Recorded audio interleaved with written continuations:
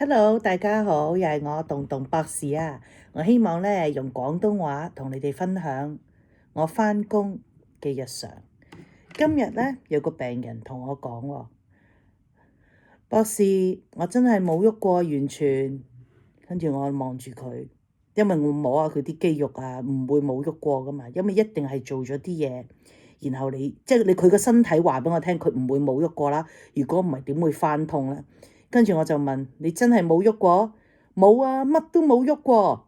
我對住呢一個80幾歲嘅阿婆，跟住我係唔信，所以咧我就用咗唔同嘅方法，幾個唔同嘅方法問咗佢幾次，用咗成15分鐘，終於問到啲乜嘢咧？原來佢嘅意思話係啊，我冇喐過啊，我淨係朝頭早起身落床，然後自己整早餐，跟住自己洗埋碗，跟住踎喺個地下嗰度包埋個垃圾，跟住之後咧就順便拖埋地，咁就係咁啫嘛。我都真係嗱，你睇下我都冇喐過。跟住我就望住佢阿婆，你80幾歲，呢度痛嗰度痛，你仲搞咁多嘢？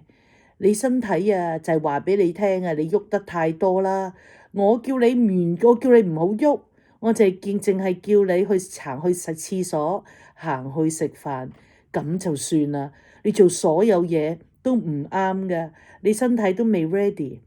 跟住我喺度心諗，唉，你嘅冇喐同我嘅冇喐真係相差好大喎。你係做晒所有家務之後先至，然後嗰啲家務全部都覺得唔計嘅，嗰啲先至係唔喐。你正正經經坐喺度運動嗰啲先至叫喐，唔係啊嘛？我都好難點樣解釋俾佢聽。咁你哋覺得究竟做家務算唔算係運動？算唔算係喐咗啊？留言話俾我聽啦〜